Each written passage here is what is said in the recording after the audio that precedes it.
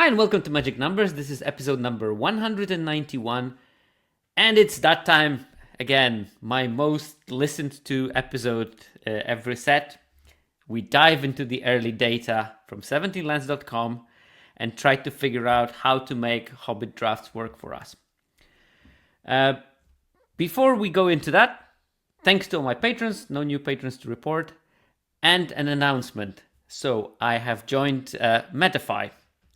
And at Metafy, you can find me, Sherkovitz, and book coaching sessions and join my club there instead of Patreon. I thought that my coaching is generally badly organized because I'm a badly organized person, so I decided to join up with Metafy and use their infrastructure to enable you to book session easier, to give us a platform to do the session, to maybe figure out a way of doing like group sessions when multiple people can join and have a session together, because sometimes one-on-ones can be expensive. So yeah, feel free to go there. I'll try to put the link to that in my description and see if there is something that you would be interested in finding. Okay, with that we can move to my preamble. And today's preamble is: imbalance in strategy is more painful than imbalance in colors. And this was my thought when I was looking at this set so far. As predicted in my Skeletons Without the Skeleton Crew episode, aggro strategies are great. As we were going to see later when we look through the cards, also the 1-drops that I indicated are going to lead to the most atrocious curve-outs in this format, and some 2-drops, like the Desolation Prowler here in the picture, are making aggressive strategies extremely potent in the Hobbit set. And there is, of course, the other side of that coin. It makes the non-aggressive strategies, well, sort of pathetic, as we can see by the results of the Simic deck. We're going to look through them soon. And again, I predicted that in the Skeletons, but now we see the numbers and they are unfortunately confirmed. And there is a lot of talk when we look at the new set about the imbalance in colors. So black is busted and green is very weak, or whatever, depending on the set. And of course it's a problem. But I think that imbalance in strategic approach is even worse, because it leads to very limited possibilities to solve the format. If the format is so aggressive and does not have the tools to combat aggressive strategies, well, the whole lane of control decks is all but closed off. I think that this is a bigger problem than color imbalance, because color imbalance might mean, okay, blue is weak in this set, let's try to avoid blue unless you open some kind of an atrocious bomb. But it can have multiple strategies available. You can make a control deck, you can make a mid-range deck, you can make an aggressive deck, and all of those can coexist. But imbalance in strategy will mean that at least some of those options are not really available. And because they are not really available, the draft gameplay experience is somewhat limited. And I had a couple of those drafts in the last days when a couple of times I've been paired to a very good black-red deck, and I lost the coin flip, and I felt like any draw I had in my deck could not have dealt with it, because I was playing white-blue, and maybe I did not have the right creatures to match with what they were deploying, and it was just like a non-game basically. And I don't have those very often. I usually at least put up a fight when I'm playing, unless I make some of my famous keep, and I think Sizy Man in the chat can confirm I sometimes do very questionable keeps, after which I draw the exact land that we needed in our coaching session. But yeah, I think that we should start acknowledging that imbalance does not mean one thing. It does not mean that the color is weaker or something. Imbalance is a broader topic, and imbalance in strategy is one of the aspects of format imbalances, and I think a more detrimental to the general experience of the set. All right, with that out of the way, let's look at the color imbalance. color imbalance in this set as seen through the color popularity rankings. So here we have the expected value for each color in a perfectly balanced format, which stands at around 20% because we have 5 colors in Magic still. Still not getting the 6th color. Why not? As you can see, black and red are drafted way more than anything else, mainly driven by the popularity of Rakdos, which is quite heavily drafted. Black has 26% of the metagame, red has around 25% of the metagame, and white is already below the 20% line at 18%, which is, quite close. But blue and green at 15, that's way below what we would expect from those colors. And this is quite a big imbalance in terms of how people are drafting. These numbers, by the way, are from Best of One Premier Draft. I have been playing predominantly Pick 2 drafts. Numbers in Pick 2 drafts look slightly different. For example, weirdly, Simic is actually doing fine. And I think that there might be reasons for that.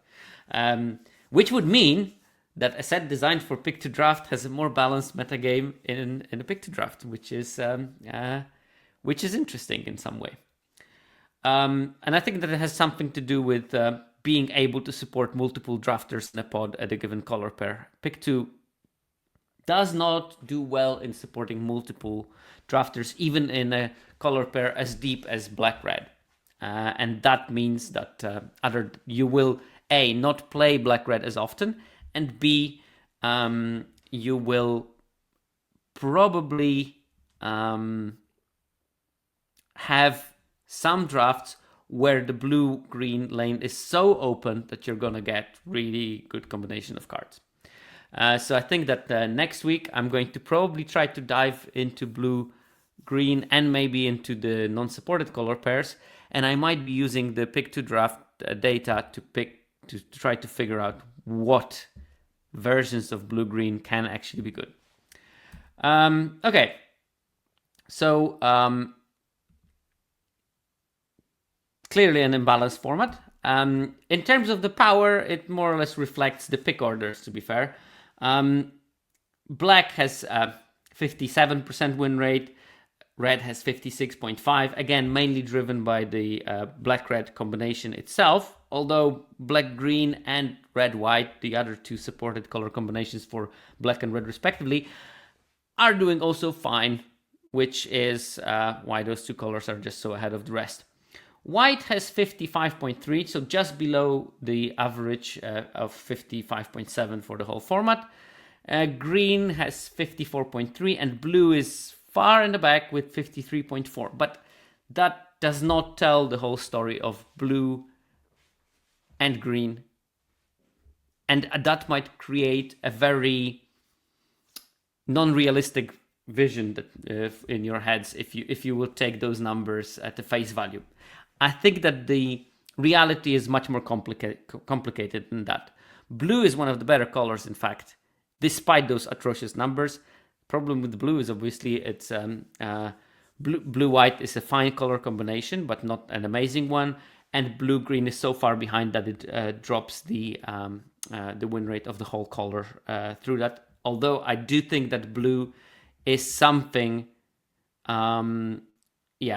it's something that you can easily draft. And I think blue is stronger than green, actually.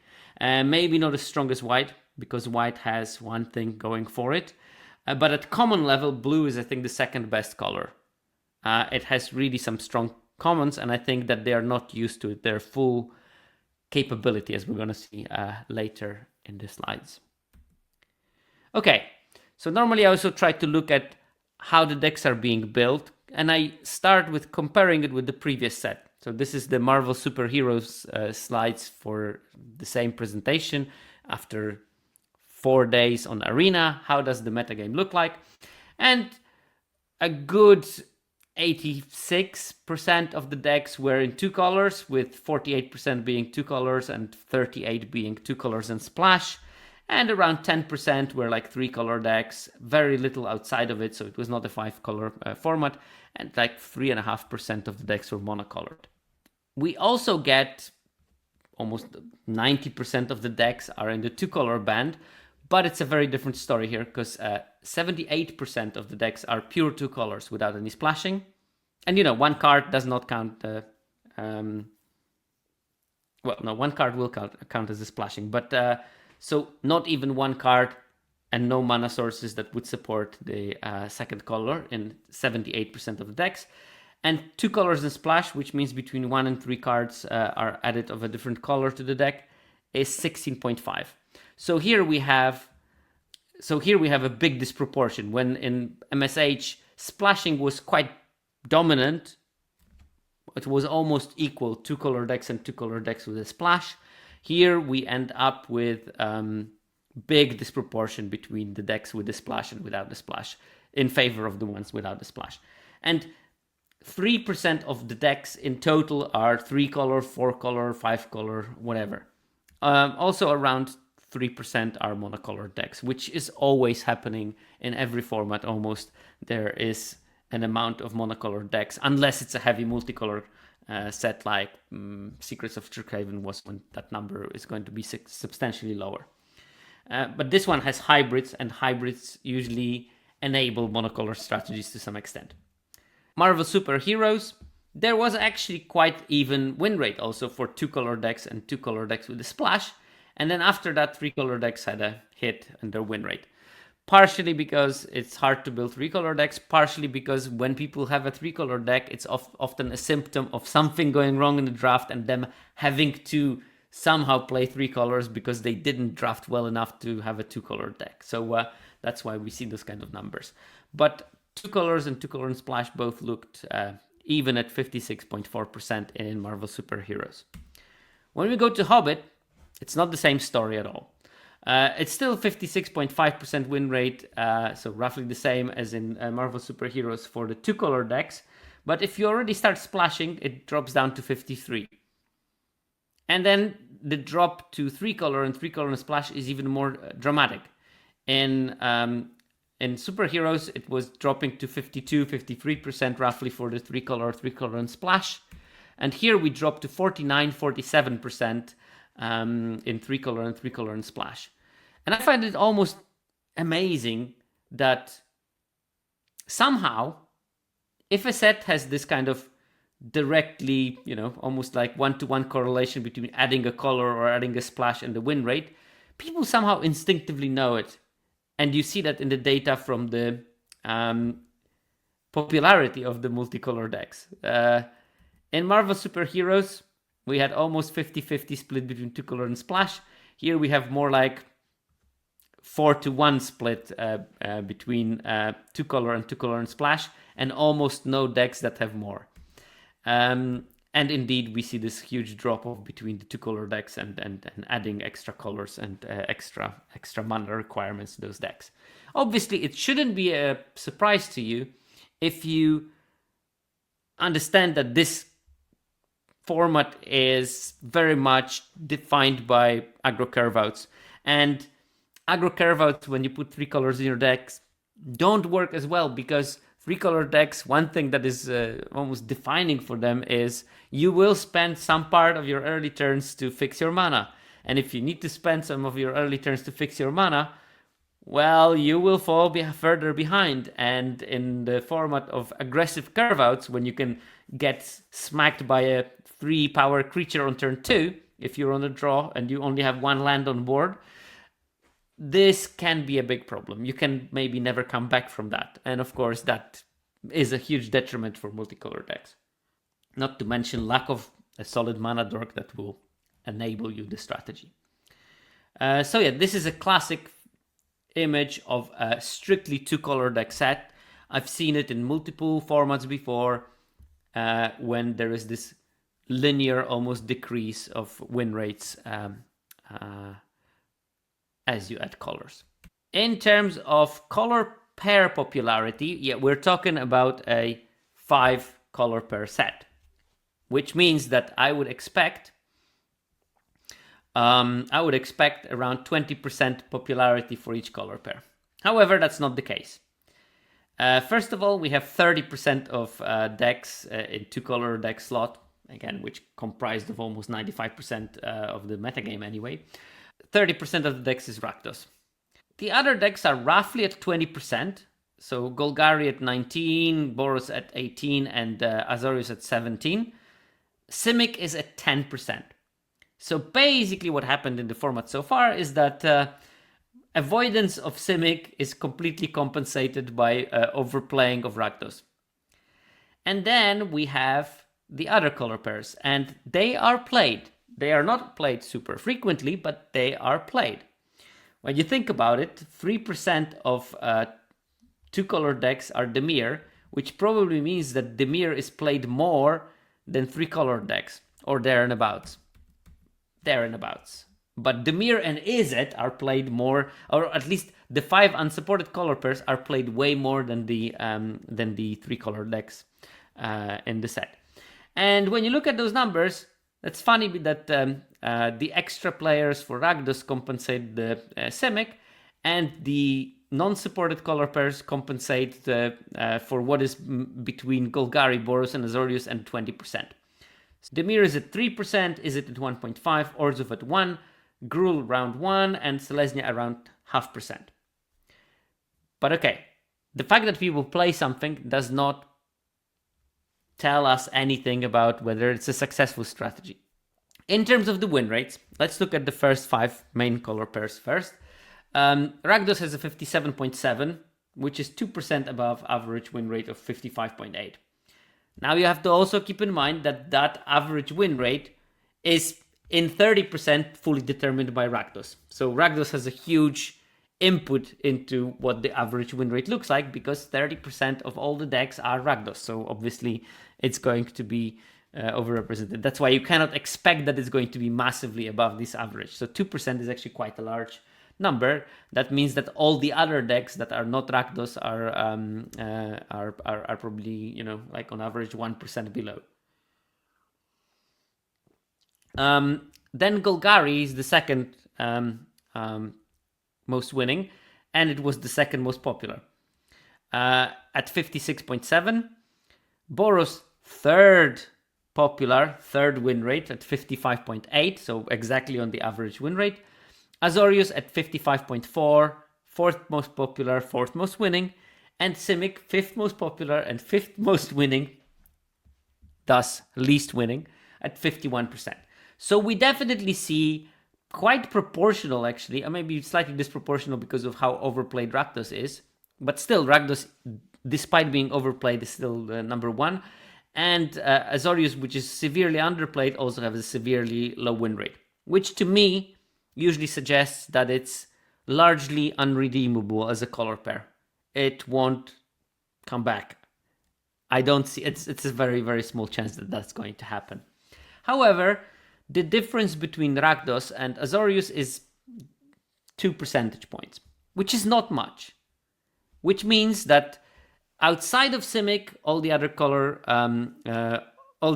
combinations are viable, playable, and will be good.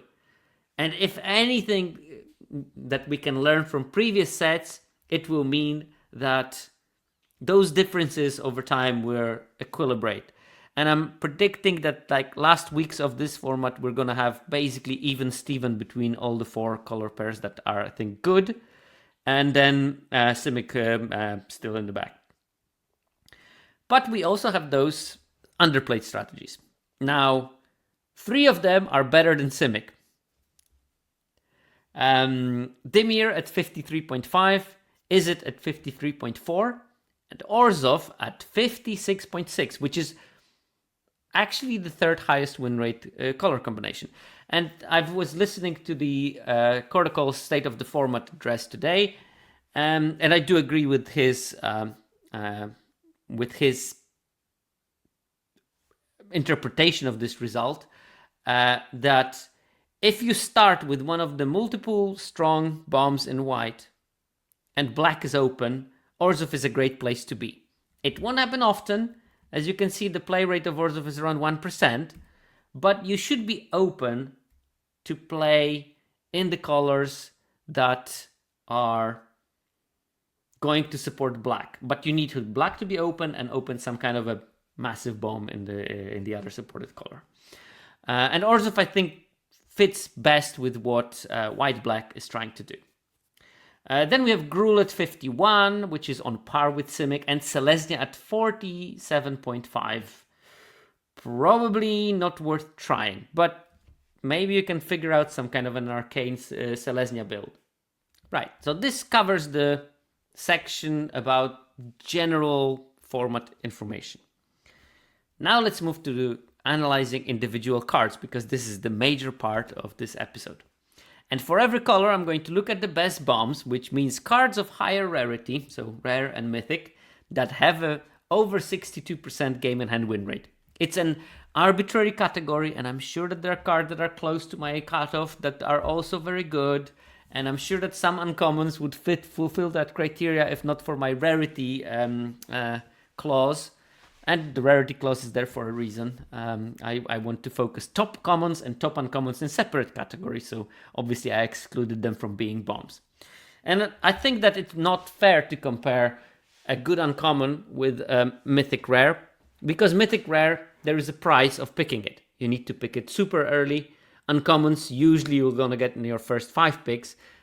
Very strong rares, you only can pick them as the first pick from the pack. Maybe sometimes you get it passed later in the draft. And that is a price. So I don't want to be comparing apples and oranges. Apples and oranges. In terms of when the cards have to be picked and put them in the same category. Because again, I don't think it would be fair. Okay, so first of all, white bombs. And we have 3 of them. Number 1 is Feely the Pathfinder. And that's the strongest card in the set in terms of the win rate. It's a 4-mana 2/2. It has Storied. And when you have the Enduring Story, all your creatures get +1/+1. And whenever Feely or another non-token dwarf you control enters, you create another 2/2 dwarf token. Which is great. I mean, 4-mana 2/2 that brings a 2/2 friend has been one of the strongest commons in many a set. The fact that this can create more dwarves if not dealt with is just broken. And the fact that it can be an anthem on the stick is also broken. So I add all those 3 things together and you got yourself a very, very strong card that you can also play early in the curve. And that is good against those aggressive curve outs because you put 2 bodies on the board. And sometimes because of the lack of removal, you will still, even if they kill Feely, because you have to kill Feely. When you see Feely, you have to kill it because if they play another dwarf, you're so far behind that you don't even know it. Yeah, sometimes they will have to use a spell that costs a substantial amount of mana because there is not much cheap removal in this set. So yes, there is Pinecone Strike, which is fine. As long as you don't attack with the Feely, then Magnificent Ant does not work cheap on that card. Really hard to deal with it. Number 2, we have Unexpected Party. That's 2 white for an enchantment, and when it enters, you choose a creature type, and then the creatures you control of the type get +2/+2. So double anthem for 4 mana for a creature type. And then also it has a 2 white and X spell, Adventure, where you create X 2/2 red dwarf creatures tokens. I just realized that red dwarf, there is a joke somewhere there about the British sitcom. So you basically will first cast the X spell almost like 100% of the time, unless you got lethal with just casting Unexpected Party.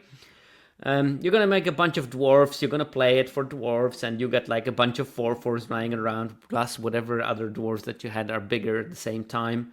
It's a very strong card. Again, like Feely, it can make a very wide board that will help you stabilize or help you overwhelm the opponent further.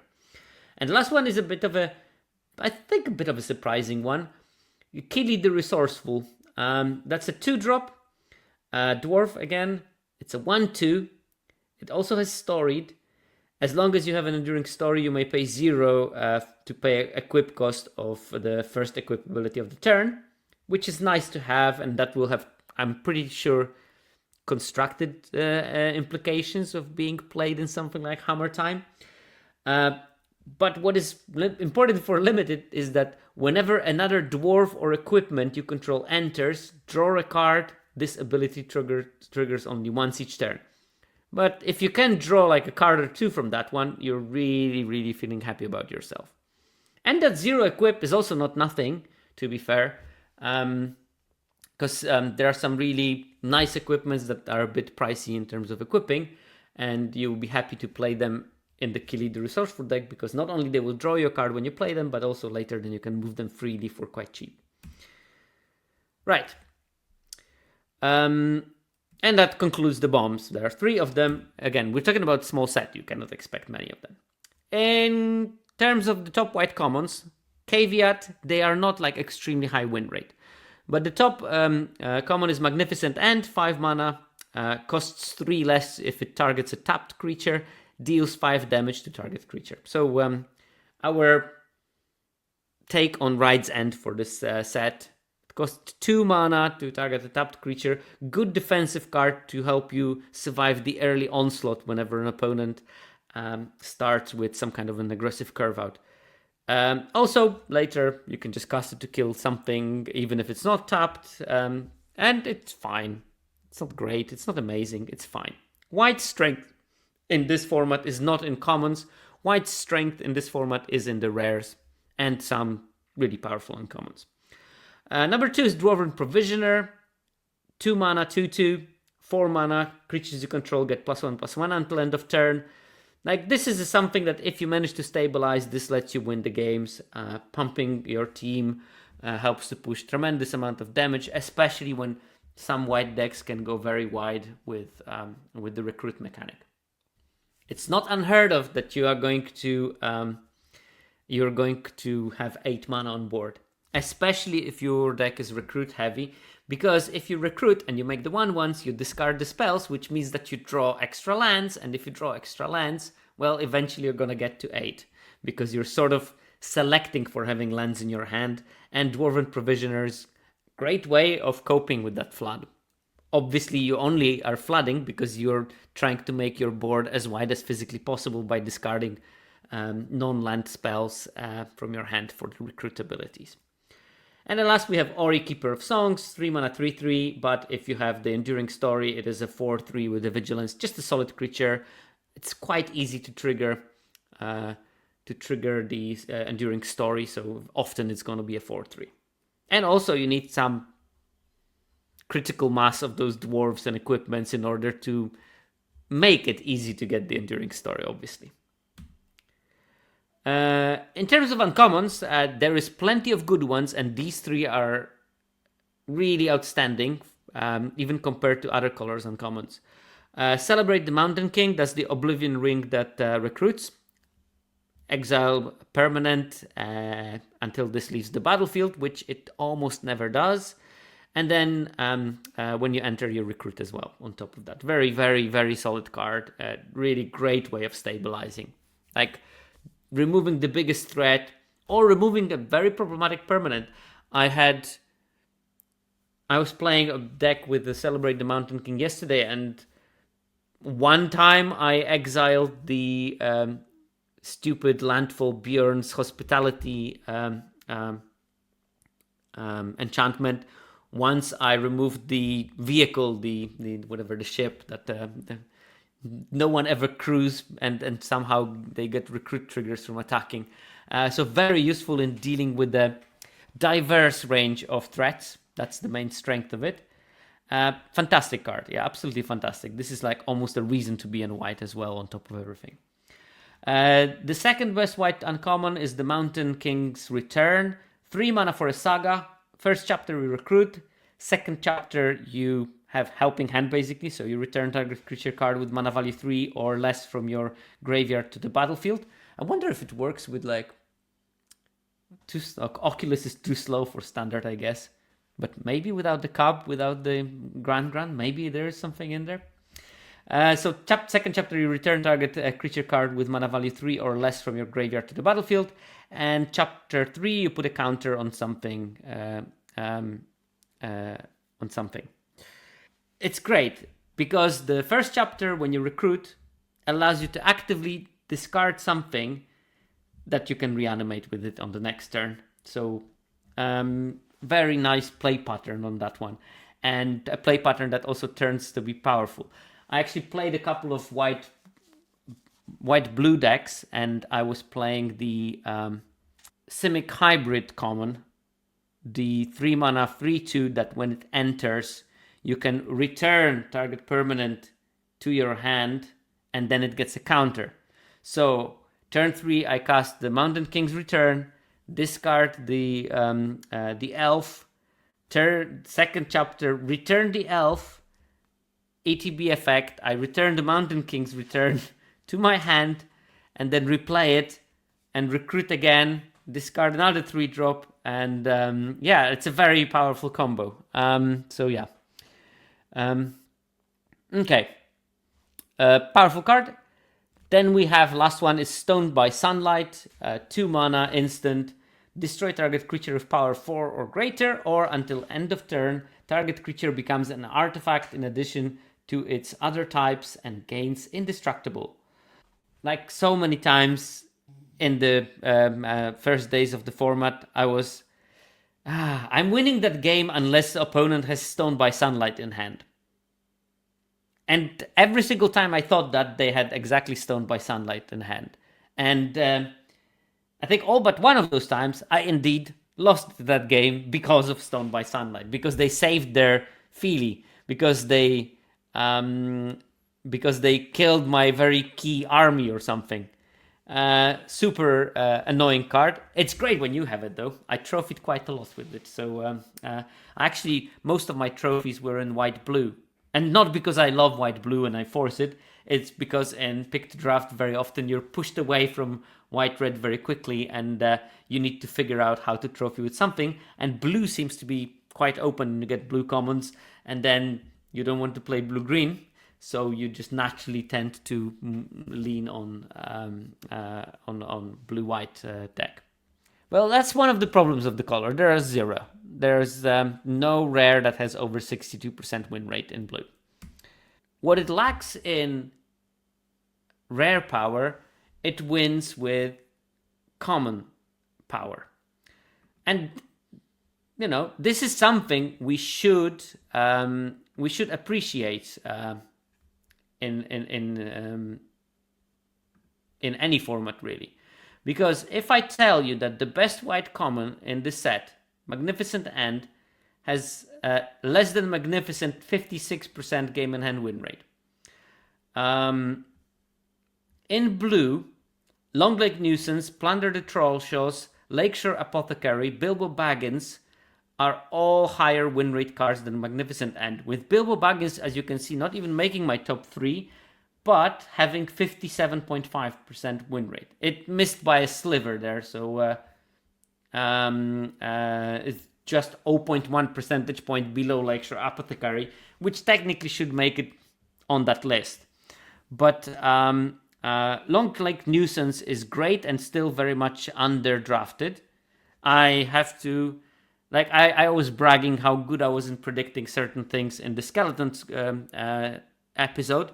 Definitely I was too low on the Long Lake Nuisance. I was thinking, well, this card just looks like a magnet onto one of those deal 1 damage to everything kind of spell. And sometimes it is, but a lot of time it isn't.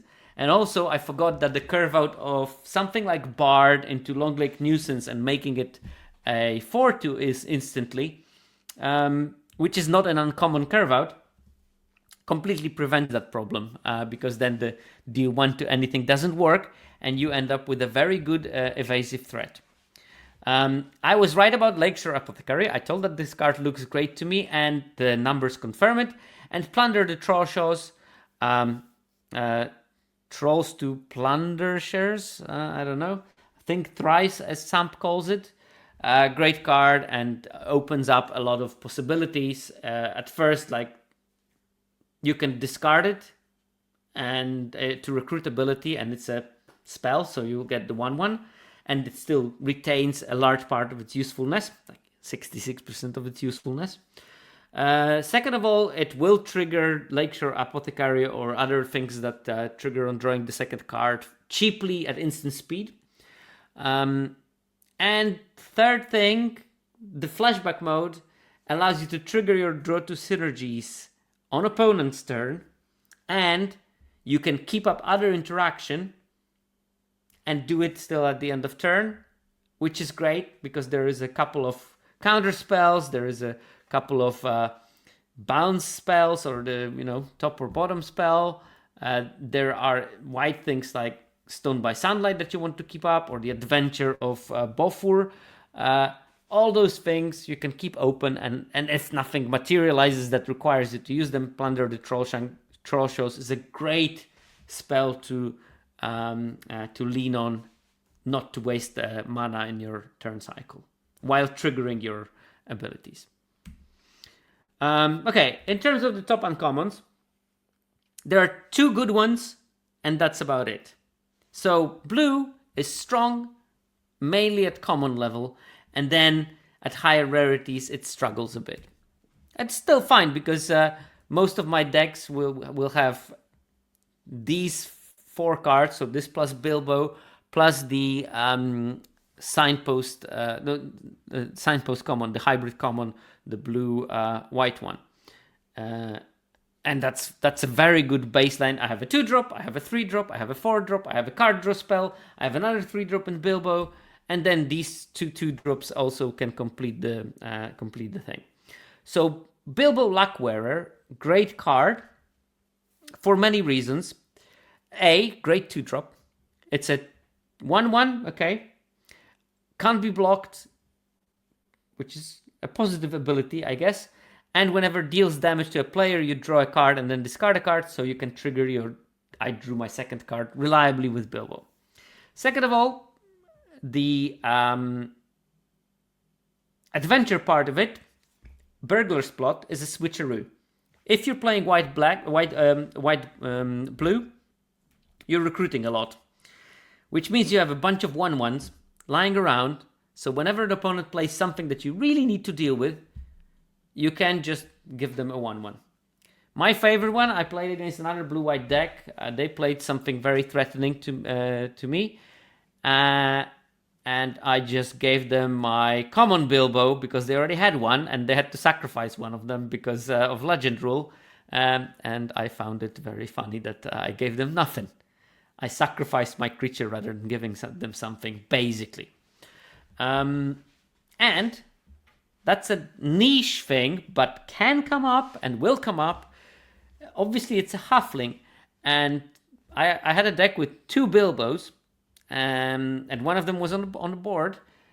My opponent plays something really threatening that I thought I need to deal with, and I just cycled my Hobbit hole at the end of their turn to get my Bilbo Luckwearer, and then played my switcheroo. So it's basically you have at common a tutor for the switcheroo, and as I told you already, blue-white decks will naturally flood because of your recruiting, selecting for discarding non-lands, so you keep all the lands, which means that late in the game, almost always you'll be happy to cycle your Hobbit hole to get something.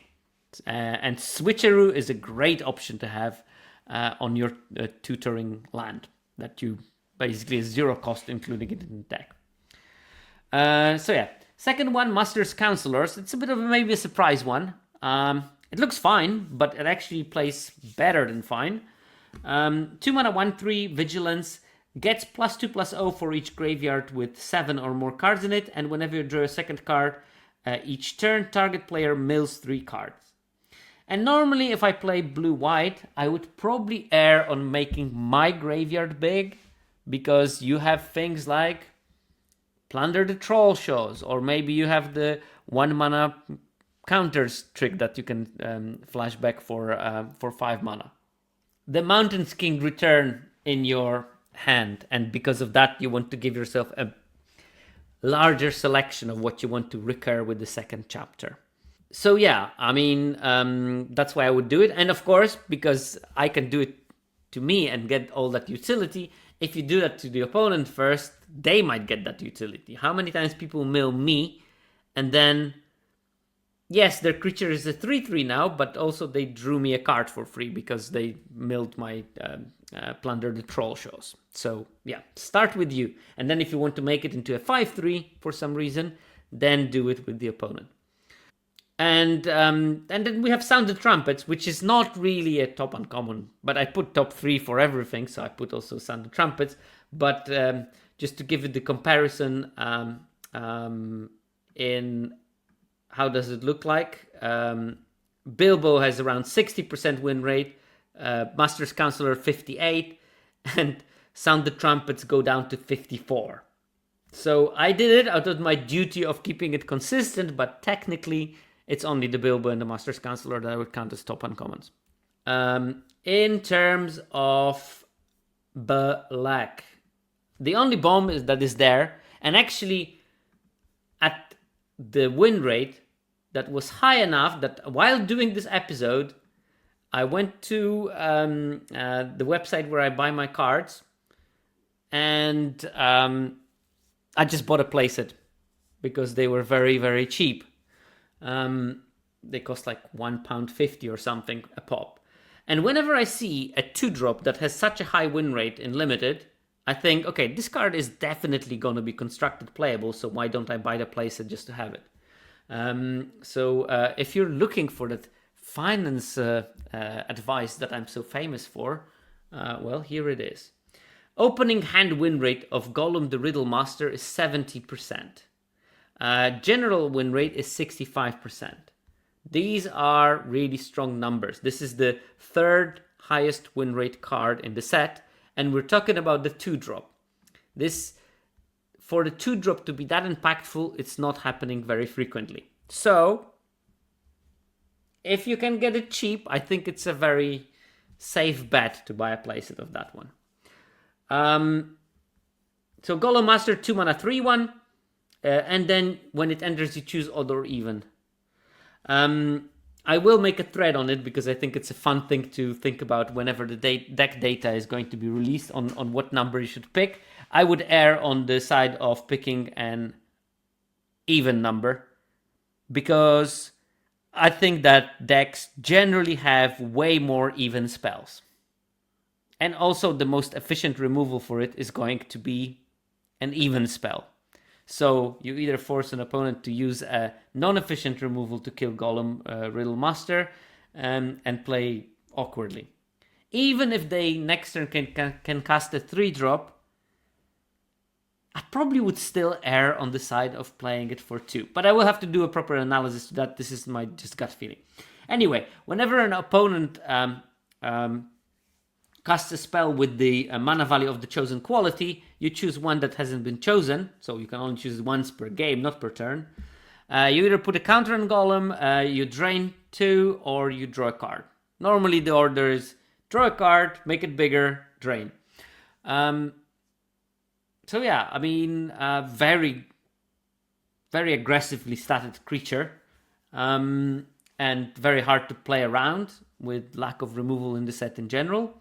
And super high win rate, which I think makes it technically an interesting option in constructed potential. Top commons, and here we have the collection of cards that, well, I had a mixed sort of record in predicting their win rate. I was high on Crude Bent Blade. I told you in the Skeleton stream that this might be one of the defining cards of the format, and saying that I underestimated how good the card is. It's the top common of the set by a large margin, with the win rate of, let me make sure that I can tell you the correct number, 60.8%, with the second card being at 59.9%. This is very strong for a common. It's great. It works on so many levels.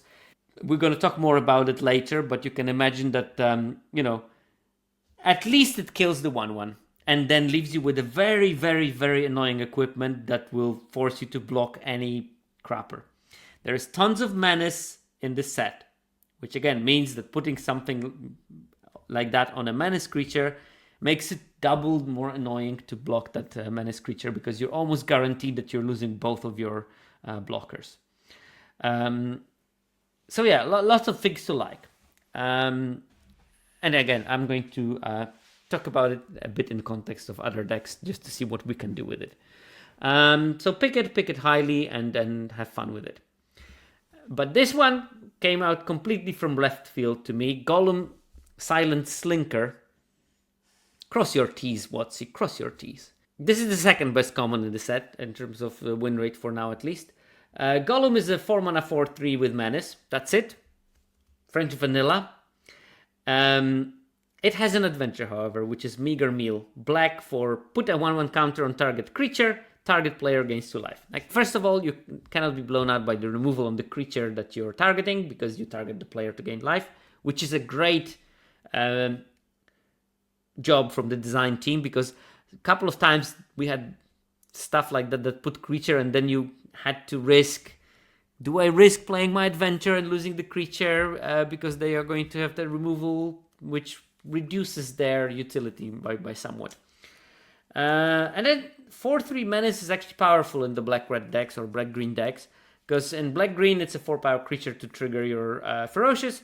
In black-red decks, that menacing creature is going to be so hard to block, especially when you already have the 2-mana equipment that gives Menace also. So you can go turn 4 Gollum, turn 5 move my equipment to something that also gives the Menace, and you have a problematic blocking situation there on your side, especially if the other creature you're putting the equipment on has a counter on it from the Meager Meal. And the third card, I'm super surprised, but it makes sense, and I think, again, Alex nailed the explanation of why this card is so good, is Ravening Warg, 2 mana 2/2, Death Touch. It has Ferocious. Whenever this creature attacks, while you control a creature with power 4 or greater, you gain 2 life. Himmel's Gucker is absolutely right in the chat. Gollum is also a halfling, which is also a great way of using that late Hobbit hole if you have it in your deck. You just get it and you're super happy with casting it next turn, probably for both the adventure and the main body part. Ravening Warg gains you 2 life whenever you attack with it if you have a creature with power 4 or greater. And I told you, this is a very aggressive format. And in an aggressive format, a creature with lifelink is pretty good. For the benefits of this discussion, Ravening Warg is sort of a creature with lifelink if you use it well. It makes racing it very hard, and you cannot block it profitably ever, because it has Death Touch. So a really, really annoying little doggo. And that made it to the top 3 of black commons. Now, we already talked that the top 3 black commons are the top 3 blue commons are better than white commons, and that story is even worse with black, because on top of Ravening Warg, we have Bilbo's Deadly Slice, which is like 0.2 percentage points below the Warg, so no statistical difference really there. 57% win rate Stir Up Trouble, a 56.7% win rate Stony Voiced Goblins, a 56.5% Rage Into the Valley. All those cards are having higher win rate than the top white common. Only then we have Magnificent End, and then we have just below it Front Porch Sentinels, which means Magnificent End is roughly at the level of 1, 2, 3, 4, 5, 6, 7th best black common. Black is super deep at common, and that is the big part of its power, because as you can see, only one card made the bomb level. And it also has some really, really solid uncommons here. Starting with Desolation Prowler, which is a really backbreaking thing to see on turn 2. It has 65% opening hand win rate, which is amazing, and then 62% total, so not too much, not too far behind. And it's the second highest win rate uncommon after the Celebrate the Mountain King. 2 mana 4/4, yeah, turns out it's good. But there are also some other solid uncommons outside of that. Down to Goblin Town and Knighthood Pursuer both are at around 59.5-60% kind of range, which is absolutely fine. I really down to Goblin Town, I love it so much.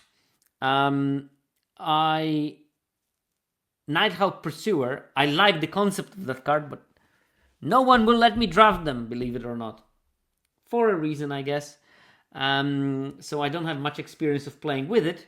I do have, however, extensive experience playing against it. And I can tell you, it's not a pleasant experience most of the time. But yeah, down to Goblin Town, so good. And I think it's going to gain even more in Sealed, where you can really shoot down some of the bombs that opponents are going to be playing. And that gives you a clean answer before they hit the table. Yeah. So yeah, but black generally, maybe not like the most impressive bombs in this color combination, but super deep commons, pretty good uncommons, and yeah, because after that we have another Golem at 57, we have the great ugly looking Goblin at 57 as well, and we have the dreaded Bat Cloud also at 57, and then Gnashing of the Teeth is still pretty serviceable at 56.3. So a bunch of good uncommons, and I think that lower rarity depth is really what defines black in this format. Then we have red, and one thing that red doesn't miss is bombs. Starting with Smaug the Magnificent. Well, 4 mana, 4/3 hasty flying dragon that also has ping you for each treasure you control, which and makes treasures. You don't have to be a professional card evaluator to figure out that this is probably fine. It is a very strong card. It is clearly in the bomb category that I made myself. And yeah, the win rate of that is 64%, which is really high for this set. That's like 4th highest win rate card, I guess. But also Thorin is there and abouts. It's not far behind Smaug. Thorin, 4 mana, 3/4, trample. Whenever it enters, attach any number of target equipment you control to target creature you control. When one or more equipment becomes attached to that creature this way, so it doesn't work if you attach it in any other way, it deals damage equal to its power to up to 1 target creature. I'm actually wondering, maybe there's a Thorin Blink deck, but possibly like blue-red if you get like a couple of copies. However, Thorin is a Flametongue Kavu, but you need to have some equipment, but that's not very difficult in red in general. You will always find something. One game I was just like thinking, what can they do to the hybris, by the way, what can they do to get my advantage and to turn my advantage, stabilize and start winning? I had like a 6/5 menacing army. They had empty board, and I said, okay, yeah, even they cast removal. They didn't contribute to the board. I just will start redeploying my threats and whatnot, and I will take over the game. And they just slammed Thorin, attached the +2/+0 equipment to it, killed my army, left with the 5/4 creature. I'm like, okay, I guess they can do that.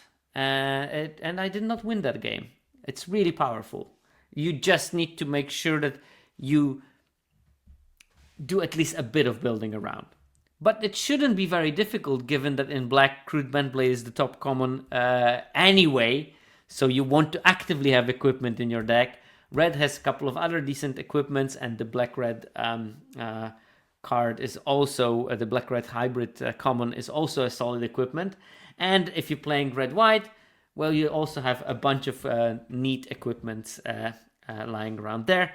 And if not that, there is the Dwarven Mattock that you can play if you're having equipment-themed dwarf deck.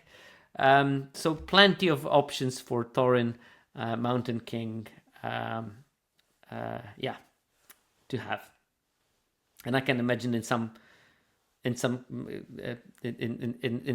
cubes it would be really nice as well. I'm not saying in a powered cube this is going to be a good card, but in some cubes that have like an equipment theme, that can be pretty strong. Talking about the equipment theme, Dying Ironfoot is also quite good. 3 mana for a 1/4. When it enters, create a colorless equipment artifact token named Axe, which gives +1/+0 and equips for 2. But when Dine enters, you can attach that axe to a creature you control, which at least Dine is one of the options that you can attach it to. And then whenever Dine attacks, each equipped attacking creature you control gains... Well, each attacking creature gains double strike until end of turn. So technically, if you squint, Dine is a 3 mana 4/4. Half of that 4 is first striking also. If you're on the play, it's not so easy to deal with it. And it hits like a truck.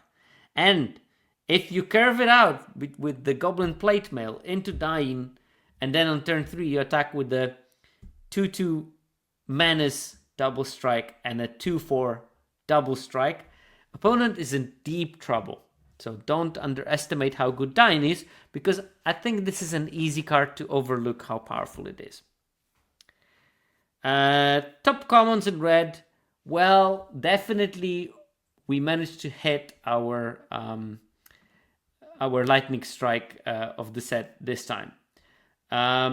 Pinecone Strike is head and shoulders above anything else that red has to offer at common. 59.3 win rate. You can attack with Dine on turn... They say that you can attack on turn 3? No, on turn 4. So Pinecone Strike is really, really solid, 59.3. It's the proper cheap removal of the set, only one. And because of that, that card is really precious, because it can help you deal with the aggressive starts from your opponent's side, especially if you're like me and you play... I don't know, yesterday I did my math. I played 25 games of Limited yesterday, and I've been on the draw 19 of them. You really appreciate having Pinecone Strikes if you do something like that. So yeah, Pinecone Strike doesn't take too much philosophy. Just remember that it says choose one or both. Nabbing the treasure or their axe token from Dine really feels great. And it comes up more often than you think. Also, in paper, remember that it exiles. Paper things. Good to remember those things. Number 2 red common, and I have to also admit that even in gameplay, I did not appreciate, I think, how good this card is sufficiently. 57.3% win rate, so just 2 percentage points below Pinecone Strike, but that's not terrible. That's still better than any of the white commons. Is Dory, Bearer of Friends. 3 mana 3/2 trample. When it enters, create a treasure. Very solid, but I have to say I was probably cutting it from my decks way too often. That treasure is important and can give something, and trample is nice on it because it works very well with equipment and so on and so on. So after preparations for this episode, and this is like, if I'm getting information, because sometimes systematizing this knowledge is helping you. If I'm getting information that will improve my drafting, hopefully you're getting the same. So that's how I evaluate the usefulness of what I'm doing. So I'm going to start including it more frequently in my decks. And the third card is also a bit surprising. Obviously, this one has a lower win rate, but still 56.4 is serviceable at the level of the Majestic End. We have Gundabad Opportunist, the 4 mana 4/2. When it enters, you exile the top card of your library until the end of your next turn. You may play that card. So basically, 4 mana 4/2, draw a card that you can only play for a couple of turns. It looks nice, I guess. It works. It will block well. It can kill a big creature on the blocks. In the attacks, hopefully drawing a couple of cards can maybe help you to stem the board situation in your opponent, and you can trade it with something real, or it can ping in for some damage. Good way of getting some card advantage. So nothing there to like. But this card, in some sets it's horrendous, in some sets it's okay, and Hobbit is a set where it's okay, maybe even better than okay. In terms of uncommons, well, in the context of all the cards in the set, and a Bothersome Noisemaker started as the top uncommon. In the first couple of days, it was way above everything else, a completely top uncommon in the set. It dropped down since then a bit, but it's still top 3. Very strong card, and we're going to talk about it a bit more. 2/2, whenever you cast a non-creature spell, a mass goblins 1. Nothing complicated, but everything very good. If you get 1 trigger of it, it's already great. If you get more than 1 trigger of it, amazing. Then we have Burn, Tree and Fern, 4 mana saga. First chapter deals 6 damage to any target, or target creature, sorry, not to players, but to any creature an opponent controls. Second chapter, destroy target artifact an opponent controls. And this is what pushes that card over the limit. 4 mana deals 6 damage, not amazing. But at the destroy an artifact, it happens so often, and sometimes he destroyed. Sometimes the second chapter is honestly a more impactful of the two. And then we have still 2 more chapters that add you red mana. And if you can spend it, you expanded the range of things you can do thanks to the saga that you played by that 1 mana, and maybe opened some play patterns that wouldn't have been available otherwise. Like a lot of the times, I managed to cast my Smaug common 7 mana 5/5 flyer only because I had like extra mana from the Burn, Tree and Fern. So it's not nothing, those last 2 chapters. And last, and I think also quite underappreciated, is Gandalf Sparkstarter. 6 mana 4/3 reach, secret reach. When it enters, deal 3 damage divided any way you slice it among 1, 2, or 3 targets. This one can go face, and in fact, I've won games just by playing Gandalf and going face. One of them, I already had a Gandalf on the board, but I decided winning a game is worth playing a second copy and sacrificing it. Yeah, so very strong card, and I think that still a bit underappreciated on Arena, judging by the ALSA numbers on it and the inclusion rates. It is a 6-drop, but it's a very, very efficient 6-drop that does a lot of things. Okay, green bombs. We have Bjorn, the Fierce. 5 mana 6/6 trample. Other birds you control get +2/+2, and then draws multiple cards if you have bears, and you can change things into bears. Just a great bomb. Yeah, just play it in your deck. I had a lovely curve out with a couple of bears into Bjorn, and sorry, I'm gonna go with Beorn. So a couple of bears into Beorn, draw 2 cards before opponent can do anything about it. They killed it next turn, but I already drew 2 cards. That game was won by that. Top green commons, and this is the difference in my opinion between blue and green. As I said, blue has some sort of redeeming feature in the fact that it has like really solid common spells. Green, not necessarily. Green is a bit weak on the common front. 56.2 is the win rate of Quarrel, the top green common, and that is not like an amazing number. And then 55.8 from Attercop, and then I really am happy to see the ordinary bear in top 3 green commons, but at 54.9, this is not an impressive feat. At least it does show us that a vanilla creature can be better than other creatures in the same color that have a lot of text on them. And sometimes just putting a bunch of stats on a creature can be a useful strategy. And I really love the fact that we have a vanilla creature that is competitive, and that's great. But Quarrel, the bite spell, is by some margin the best green common. Attercop, another card that I was talking, if green is to be successful, Attercop must be good, because this is your way of stabilizing early. Attercop stops people from attacking because it has Death Touch, and they don't want to lose their bigger things. So and also works together with Quarrel at the same time.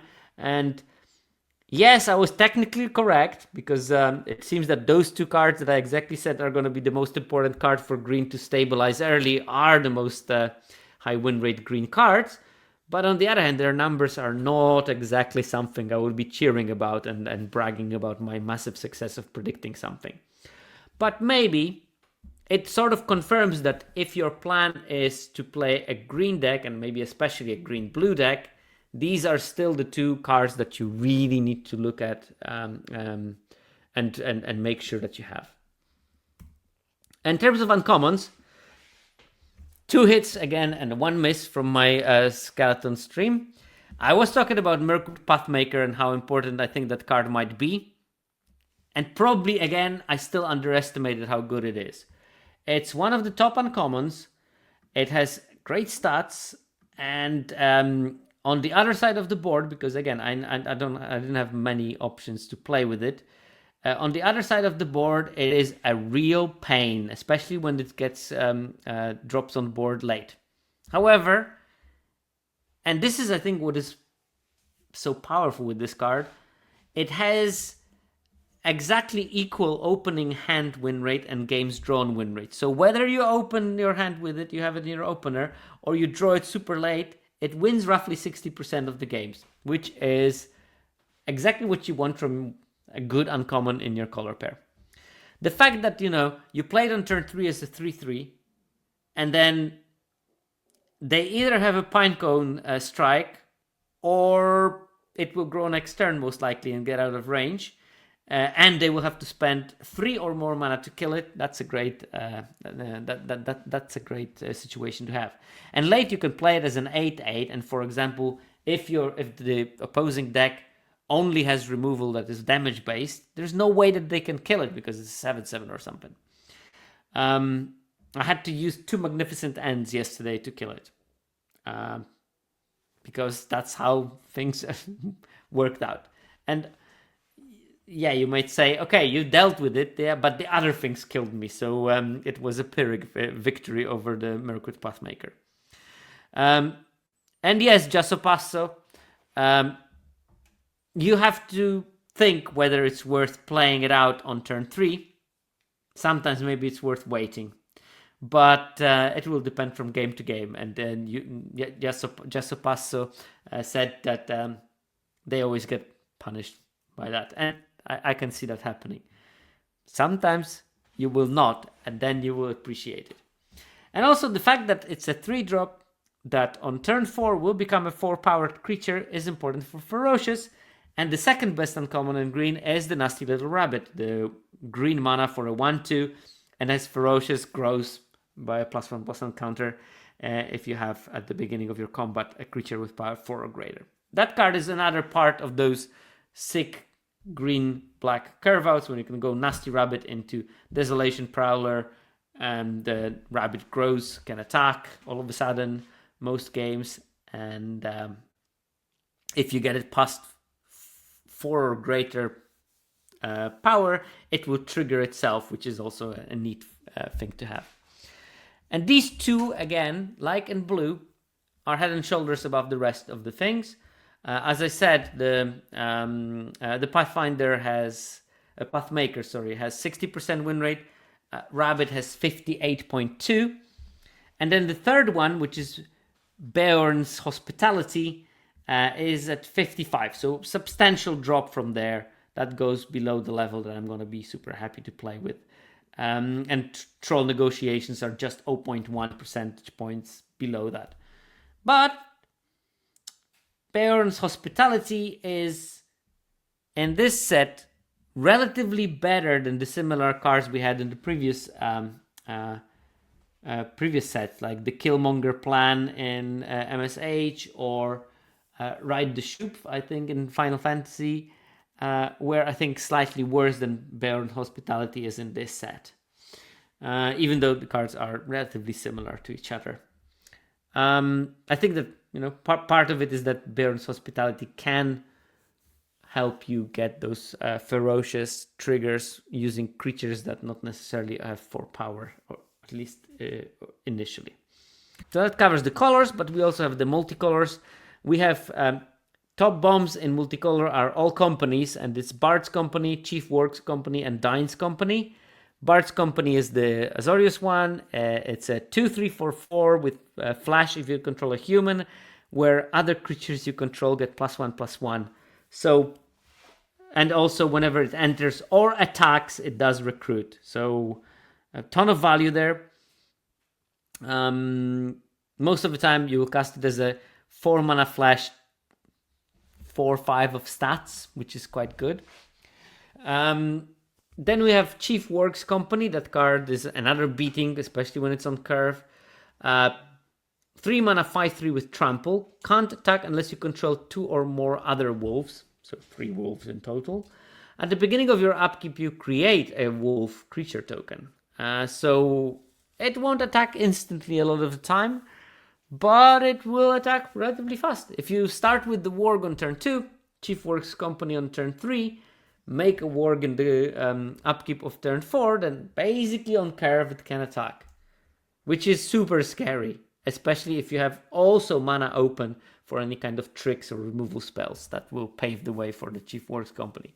And if it's not dealt with there and then, the extra wolf token every turn will just take over the game very easily. And Dine's Company, 2 mana, 2/2, will have lifelink as long as you have another dwarf, which is neat. And when it enters, you look at the top 4 and you can reveal a dwarf or equipment from among them and put it into your hand. So it's a good chance of drawing a card. Let's do a live check of how many dwarves you want to have. Let's say population size will be 38 because we have 37 because we have Dine's Company and 2 lands necessarily in hand. Sample size will be 4. Let's say we have 10 dwarves and equipments in our deck. What is the odds of having 1? And it's a 1 or more. It's 73%. So with 10 dwarves and equipment pieces in your deck, which is not very unlikely, you have 3/4 of drawing a card from that one, which is more than good enough on something that is going to be quite reliably a 2/2 lifelinker for 2. Might arguably hard to cast, but not hard to cast enough to impact the numbers in a way that will drop it below the bomb status that I selected for it. In fact, it has 62.9% win rate, with Chief Works Company at 63.1 and Bart's Company at 63.4, which means they are basically having the same win rate, all of them. And the fourth company, the Thranduil's Company, is not too far behind, but doesn't meet the criteria for a bomb at 60.7. Doesn't do much at 53.5.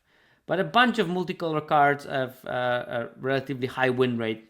So there is like 6 of them above 58% win rate. But only 3 of them clear the 62 that I set for myself. And we have the multicolor uncommons. And I have to say most of them are disappointing. We have 2 that are definitely much better than the rest. And number 1 may surprise you. I know it's a clickbait title of the year kind of situation, but in this case, it really may surprise you that number 1 multicolor uncommon is Thranduil Cinderin Liege, which is weird only because blue-green is the dead last win rate archetype, and yet its signpost uncommon is one of the top winning things. Reasons for that: this is a hybrid uncommon, so 2 hybrid Simic for a 2/3. Other elves you control get +1/+1, and has a landfall make an elf, a 1/1, which is a 2/2. So this is powerful enough. And yes, Himmelsgacker is again right. Part of it, why it can have a high win rate, is that it gets splashed a lot. If you're not doing it, well, probably you should be starting to do that. And it is treated as either 2 blue or 2 green card quite a lot. And we're going to also see that it probably should be treated as a 2 green card rather than a 2 blue card, because it doesn't have great win rate in blue-white, but it has a great win rate in. And the second uncommon in multicolor that has a high win rate is Bard the Bowman at 58.1, so 0.1% difference between Thranduil and Bard. Yeah, it's super easy to trigger. Lifelink is so important, as we discussed with the Warg already earlier. Getting small life swings can help you stabilize, can help you turn the corner. Putting the lifelink, giving lifelink to a 4/2 nuisance that can attack is a great feeling, because most of the time the flying creature will go in unopposed, and then because of that, you can swing the life total so badly that that might basically win you the race. And yeah, the rest is a bit underwhelming. 56% for Large Bear, the 5 mana Golgari hybrid, Reach Trample Haste 5/5. Eagle Rescue, okay-ish, 55.6%. That's the Aura in Hybrid Azorius, with which gives +2/+2 in flying and can be cast on 1/1s from graveyard. Thorin Oakenshield, the Boros 2 mana 3/2 with Trample and giving Ward to your artifacts and creatures, Ward 1 to your artifacts and creatures if you have Enduring Story. Again, 55.3. Bolg. Now, that was my prediction of the best signpost, but it turns out it's just middling at 55. And that 55 must hurt, because Bolg is in the best color combination. So it means that black-red decks with Bolg drag down the win rate. The Bolg drags down their win rate. So you probably want to be very careful about playing this card. And similar numbers for Fearsome Goblin Pair. We're going to talk about it when we discuss specifically Rakdos plans. Bifur, again, it's a playable card at 54, but it's not like a card that I should be getting excited to. Sometimes it will take over the game. A lot of the time rots in your hand or doesn't take over the game. What is more surprising to me, 2 cards that are dead last in the Signpost Uncommon rankings. The Chief Warg, 2 black-green for a 3/3 menace with Ferocious. Whenever you attack while you control a creature with power 4 or greater, you draw a card and lose 1 life. The fact that it's not a May ability is a bit of a pain sometimes, because I had a couple of situations where I just couldn't attack with 4-powered creatures. When I couldn't attack because I had to trade off Warg before I could attack and feel safe about it. And this is not something you want to have on something that you actively plan to have in your deck. And also the other times, either my opponent was capable of disrupting my Ferocious or killing the Chief Warg. So getting full value out of it, not so easy as I thought it might be. And Sylvan Reveler, this is not really surprising, knowing that green-blue is a problematic deck, but I think that this is what we were talking about in the preamble, when I talked about that strategy imbalance in the set is more problematic than color imbalance. Sylvan Reveler is a card that wants to play a super long game, recur it multiple times to accrue some value, and make sure that you have this sort of inevitability when you're playing a control deck. The problem is, control decks don't have the tools to get to the stage when Sylvan Reveler will be good. Which means that you have a 4-mana understated creature in a format where you have to be overstated early in order to be competitive. And that means the card is not performing very well. The fact that it's also in the lowest win rate color pair doesn't help. Remember, blue-green decks are at 51% win rate, so Sylvan Reveler is slightly improving them, but it's not enough. It would need different cards to make it viable, cards that enable you to survive an early onslaught, especially when you're on the draw, and blue-green just doesn't get those kind of cards. That's why I told you Ettercup is so important for it, because I just saw, okay, lack of cheap interaction means I need to somehow survive in different ways. And that covers our individual card analysis, and now we can move to color pairs. In terms of the color power, I always cover it in the same way. I start with the most powerful color pair by the win rate, and I do 2 slides for each. One with commons, one with uncommons, where I will show you a top card a hidden gem, and a trap. And top card is just top card. Whatever it happens is the highest win rate card in that category in the color pair. Hidden gem is based on multiple criteria, and I just use my judgment to pick one of them. I think the card that is most interesting for you to know about, that is either underplayed or goes late in the draft for some reason. And then same goes for the trap, but obviously it's overplayed and goes too early in the draft. So for Rakdos, you wouldn't be surprised to know that the best common is Crude Bent Blade. Spoiler alert, I always put that kind of a card in the picture at the beginning of the presentation in the starting slide for a reason. 61.6% win rate speaks for itself. It's an absolutely essential card for the deck.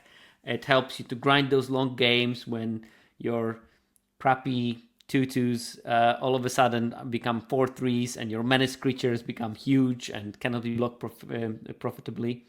And at the same time, it already gained you some value by killing something. Hidden Gem, I already talked about it as well, and it's the second best card in the format, but still I think slightly underdrafted compared to how it performs in the Golem, the Silent Slinker. 60.2% win rate in Rakdos specifically. So nothing really much to say here. I think that the trap is interesting because it's Goblin Town Flunkies. And that card is underperforming, and I think it's underperforming for a very specific reason. And that specific reason is it's played in decks that want to have sacrifice synergies, and the sacrifice synergies are not supported. I do believe that a Rakdos sacrifice deck can exist in this format, can be good even, but it needs to have a density of specific cards, and a lot of the time I think people are playing cards that are good in the sacrifice deck without getting enough of the sacrifice part. And I think that people need to adjust. Goblin Town Flunkies is a build around card and not a generically good card. And if you start playing it like that and only put it in the deck that are good enough for that build around, then you're going to start getting reasonable results with it. And I had that personal experience because my first pre-release, I opened a really good sacrifice deck, and a bunch of cards that I'm going to show you as traps or underperformers were actually quite good in my pre-release decks, and it sort of set me up on the wrong track. I needed to adjust for that and putting those cards appropriately. For example, the Ravenous Rats of the set, the Goblin Stony Voiced Goblins, Stony Voiced something, they are still good enough. You can play them because the discard a card is generating quite a lot of tempo advantage. When you're going super aggressive, limiting the options of your opponent is really good. So playing it on turn 4 or turn 5 as a double spelling kind of situation is really great. But Town Flunkies are just great, so that's why they're not so great. And the 1/1 gets blanked really fast, and because of that, it's not going to do that well. In terms of uncommons, the best uncommon is Desolation Prowler. Again, not really anything out of the ordinary there. 62.9% win rate, really great. 2 mana 4/4 is good. Nighthall Pursuer is my hidden gem. This card is good, and we know it. It's one of the top uncommons in the format, but maybe people are still underplaying it a bit in Rakdos, basically by looking at the card, seeing the word Ferocious, and then concluding from it that it is a green-black card. But it's absolutely fine in Rakdos as well. Just play it, and you're going to do lovely things. Now, obviously, there are going to be better Rakdos decks for it and worse Rakdos decks.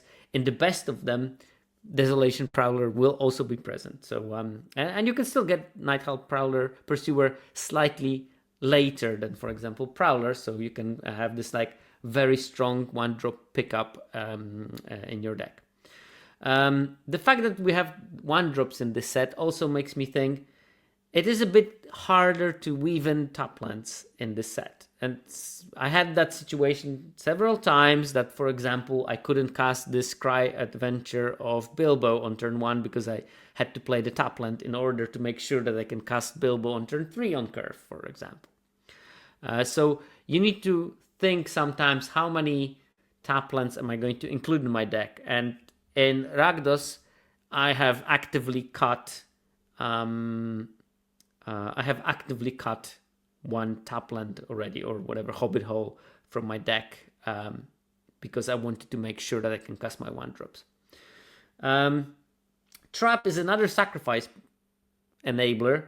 The Snow Slope Hunter, 3 mana, 2/3, you can sacrifice a creature or an artifact once a turn, and if you do that, you impulse draw, so you exile the top card and you can play it until the end of next turn.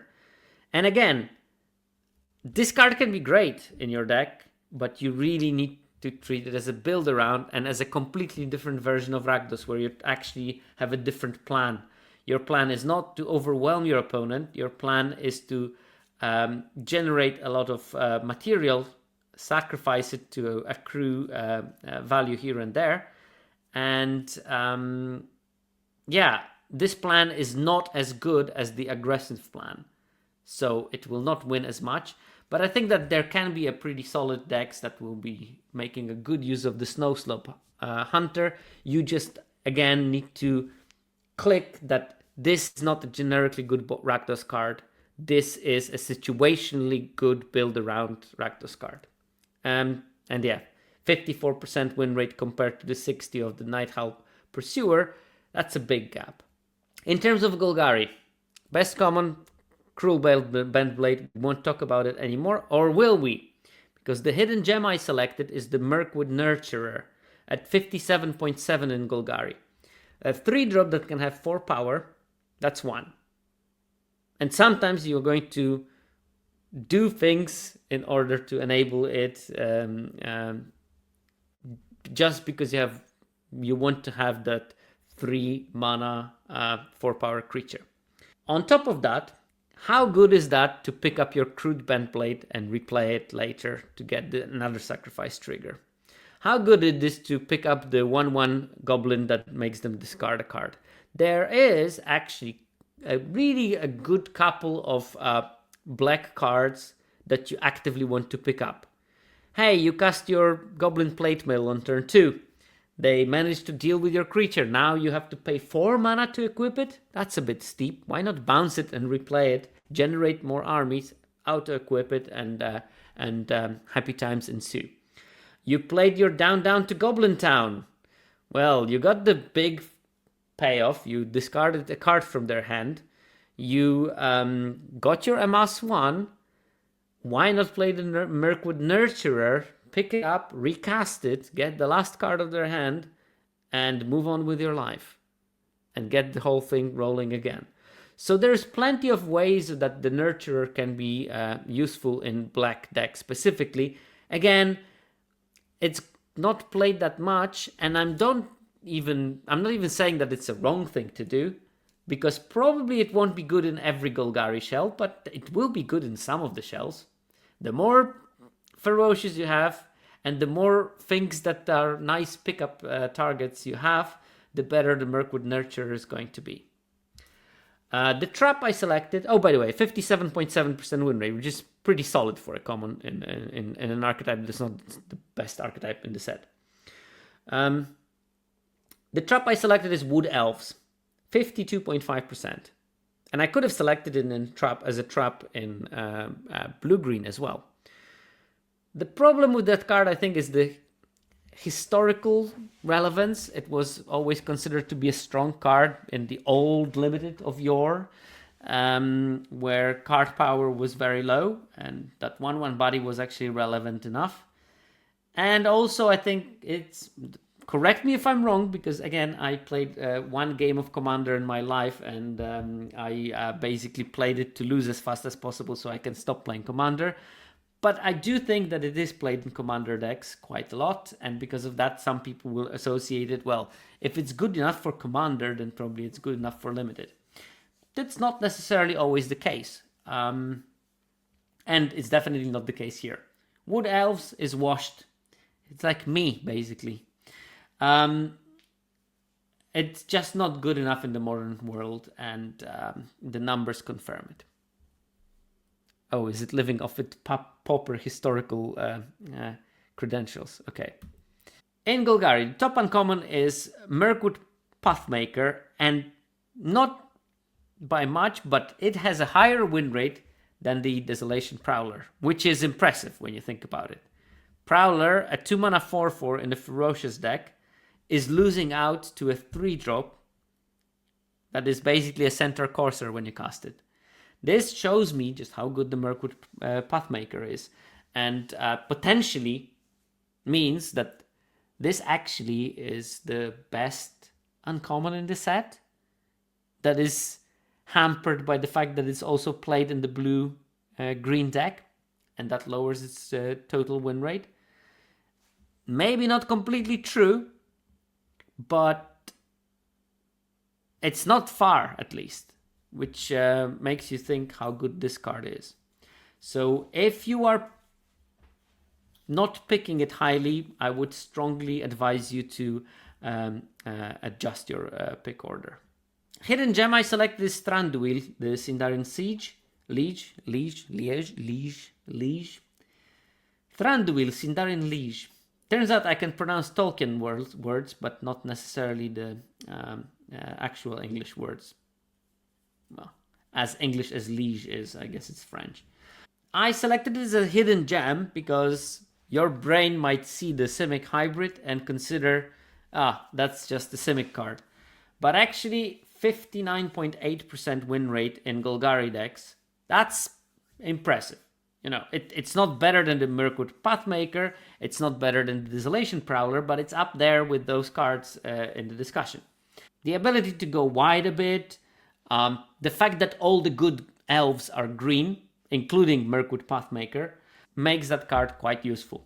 And you know, even sometimes you might cast the Adventure and get some lands in your hand to fuel your dropping landfall elves addiction. The trap I selected is the Chief Warg.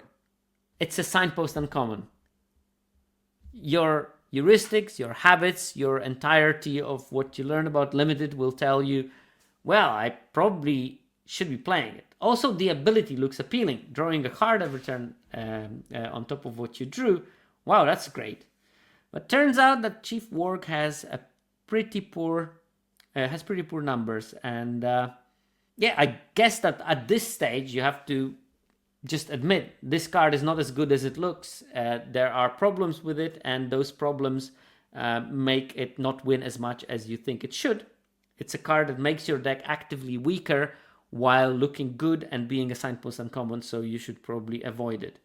The problem with cards like that is that the pod won't adjust.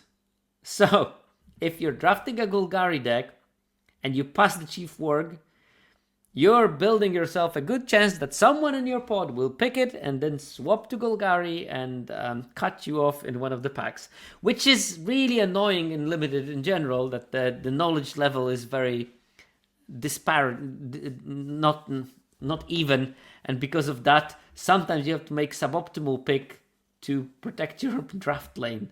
I've had those problems in Strixhaven, Secrets of Strixhaven a couple of times when I actively decided to pick a worse card and pack one just because I wanted to protect my lane. And as much as sending signals is not really something that you can reliably foresee, the fact that people pick signpost uncommons highly in pack one is a reality. The alpha of signpost uncommons in pack one is much lower, so they are being picked much earlier than in pack 3, because people in pack 1 are looking for identity, and seeing a signpost uncommon is often a signal for them. This is the identity I found because I see a signpost uncommon, so this color pair should be somewhat open at least. And this is a problem. So it's a trap, but I think that sometimes you will just have to spring that trap in order to protect your draft lane, especially in the pack 2 draft when people are really looking for signals and signals are really strong. We move to Boros. And we have a bunch of red cards at both the best common, hidden gem, and a trap. So it covers all the bases here. Best common, Pinecone Strike. 57.7, solid numbers there. Yeah, we talked about the card, it's just good. The hidden gem I selected, and reluctantly, at 55.7, it's not really that of a gem. Let's look at the 57.7 for Mirkwood Nurture and Golgari, and 60.2 for Gollum in Rakdos. So that 55.7 doesn't look that impressive, but I wanted to flag that this card is performing somewhat good for the commons in this particular color combination. Again, we talked about it. It's nice that this card is fine, because there's been sets where it's been below par or even bad before. So I think that this is a kind of a design that the design team is working actively to improve. I think that if they would ever want to make red powerful in a format, because red is solid in this one, but I think a large portion of it is piggybacking on black being strong, and red, at common at least, is not that strong in Hobbit. But if they ever wanted to make red like a dominant color in a draft, I think that making this type of a card a 4/3 would go a long way, really. The 2 toughness is a bit hampering it, because it will almost always trade with a 2-drop. The trap I selected is Iron Hill Stalwart. 5 mana for a 4/5 reach trample. When this creature enters, you can attach an equipment you control to anything that you have. So yeah, I selected this as a trap because it's played a lot in Boros decks. It looks like a dwarf that cares about equipment, which sort of puts you on the track of, yeah, this is a Boros card. But the win rate is a bit underwhelming at 52.5. It's not tragic, it's not horrendous. And that mainly means that people in Boros avoided the biggest traps, I guess. Or that there are no massive traps in there.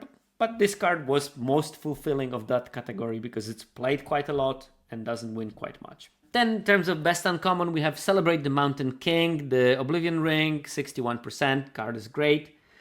The hidden gem I selected is Bothersome Noisemaker. Not because the card is surprisingly good, no, the card is obviously very, very good. But there is this brain kind of thing that we have when we see a mass goblins and a red card, and it sort of goes into the drawer with Rakdos on it. This card is also excellent in Boros, and it's way underplayed compared to what it should be played. The sample size is much lower than Celebrate the Mountain King, despite both cards being picked at a similar alsa. So technically, they both should have been played in a similar way. So let's compare them here. I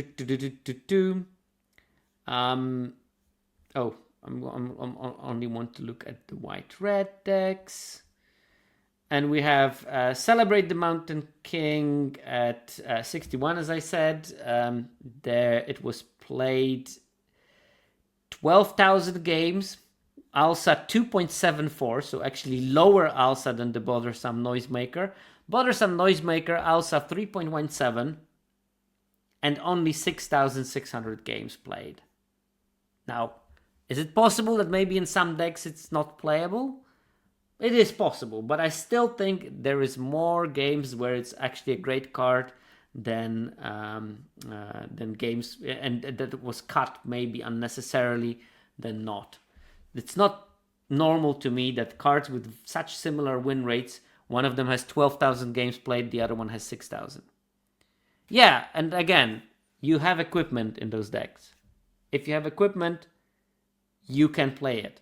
And yes, the 1/1 army maybe is not impressive as a creature in this particular deck, But a 1/1 army that will have an equipment on it all of a sudden becomes a threat that you want to have. And also it makes that if you are at the stage of the game when you pushed enough damage and now just every turn you're going to be re-equipping stuff and then shipping the army, being able to cast some Pinecoast Strike and get another 1/1 to equip is great. And you can do it sort of trickle non-creature spells slowly, and this will create you a body that you can equip and send and force opponent to block. So that's why I selected it as my hidden gem. The trap is Dain. Dain, Lord of the Iron Hills, 2 mana vigilance, 2/2, and has storied. As long as you have enduring story, creatures you can't attack you unless their controller pays 1 for each of those creatures. From my personal experience, it just never works. They either don't care about paying or kill Dain if they need to. And that's, I think, the problem with this. The main utility of that card is that it can help you getting this storied, the enduring story, but there are other things that can do it that are just better cards. 54, again, is not a disqualifying level. In the end, it's a fine 2-drop in terms of having some stats and whatnot, but it's just not impressive in any way, and it's played quite a lot. So, for example, almost double the play sample size as Boulder Maker, which has a 60% win rate. And, similar numbers for Bombur and Bofur, the 1-drop lifelinker and the 3-drop 5/3. So that particular side of the dwarf package is not doing particularly well. In fact, maybe this is like the trap that you try to, by all means, activate the story in this deck, and you put way too many dwarves that are not working particularly well in this deck. The Lifelinker has weird play patterns, and those play patterns are somehow my opponent always has it in hand, and I get blown by this adventure side of it. But yeah, I think that this is the sort of like a conclusion that too many dwarves is maybe a bit of a trap in Boros in general, unless you have like this one of the top tier storied payoffs. Like the top common in Azorius, Plunder the Trollshaws. 2 mana, draw a card, flashback, 4 mana, draw 2 cards. 59.9. Not exactly making the 60%, but close enough. It's probably better win rate than either Glamdring or Orcist. So the Plundering of the Trollshaws is better than what you find in the Plunder. Yeah, I mean, card is great. It plays with so many synergies. It gives you so much material for the later game. Because you naturally flood in those decks, excellent thing to draw late in the game and refuel your hand. Fantastic. Hidden gem I selected is the Long Lake Nuisance. 59.6% win rate. Now, obviously, this is a card for Azorius. There is no doubt about it. I still think the alpha for that card is too high. It goes too late in the draft, which means people are not picking it. Part of it may be avoidance of blue decks because blue-green is not something people want to be playing. But that means that you reliably get multiple copies of that. I ended up with decks with 3 copies, and I was happy playing all 3 of them in pick 2 drafts. A reminder that the blue common package is really, really strong with the Apothecary, Plunder the Trollshaws, Bilbo, and no, I think I said everything. Apothecary, Plunder the Trollshaws, Nuisance, and Bilbo. Okay, I got all the 4 of them. And oh yeah, Patient Instructor is also like part of that blue package, honestly. And another card that goes criminally late as well. It was I was actually flip-flopping between what to put as the hidden gem, the Patient Instructor or the Long Lake Nuisance.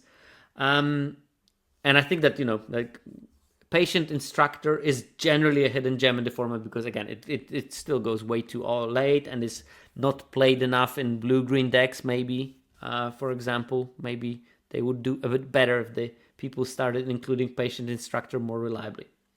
The trap I selected is a Lake Town Lookout, because it does say recruit on it, but it's just not impactful enough. Chaining a 1-1 into another 1-1 when the opponent is attacking me with Desolation Prowler is not exactly the best strategy.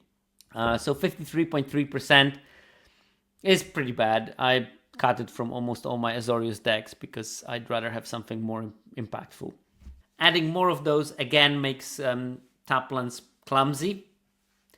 And you already have probably a taxation on your 1-drops through the Bilbo's Adventures. So yeah, all in all, just adds up to a card that is not impressive at all. Best uncommon in Azorius is Celebrate the Mountain King with a stunning 64%. And we had that already in the Boros, and it was 61%. Here, the extra 4% is for millions of synergies that make this card just so much better in Azorius decks. And it's so good in those. And yeah, I mean, it's like, yes, I just take away the most annoying threat that you have on turn 4 while growing my Apothecary and making a 1-1 that will make it even easier for me to survive next couple of turns. It's just such a good game swing. This card, pick it on site if you are in blue-white. It's just the best thing you can pick, including most of the rares. So yeah, definitely. I cannot start singing praises of this card in general. Just to give you the impression, the only 2 cards that have a higher win rate in Azorius decks than Celebrate the Mountain King is An Unexpected Party and Feely the Pathfinder. And worth mentioning that the Mountain King's Return, which is sort of similar in its function, is 2 percentage points lower win rate at 62 and a bit. So both of those cards just amazing.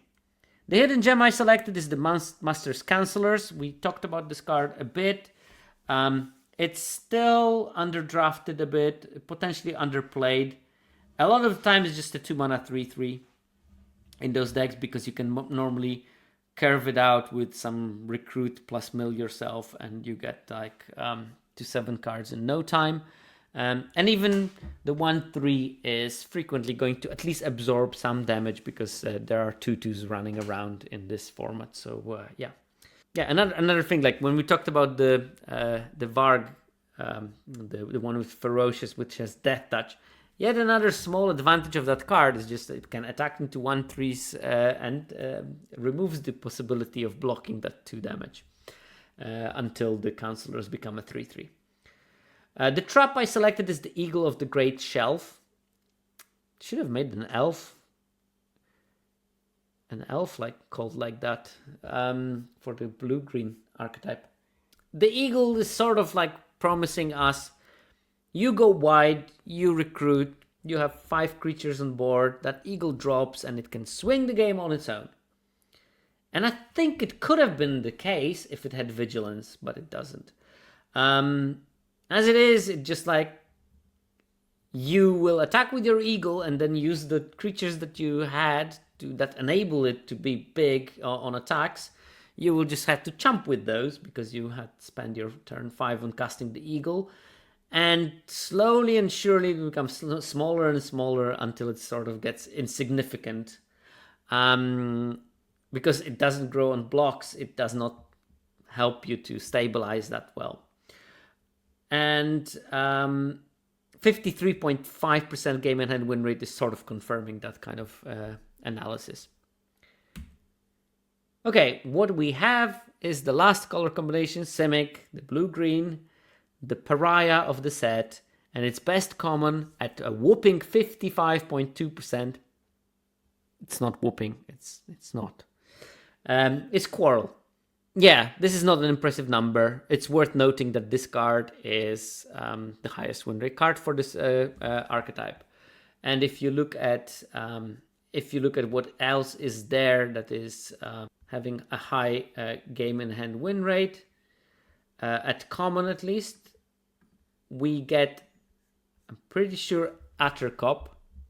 Yes, Attercop is the second most high win rate card.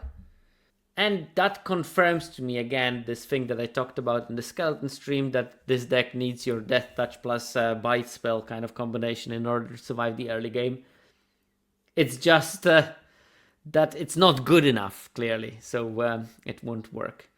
And then third best common in the color combination is the hidden gem I selected in Patient Instructor. And I'm absolutely shocked because Patient Instructor has Alsa of 6, which means the card will often wheel. And yet, when we compare with the game played sample sizes between Quarrel at 14,000 and Patient Instructor at 3,300, that's a massive difference. That's only 25% of the games played by with this card and with this card.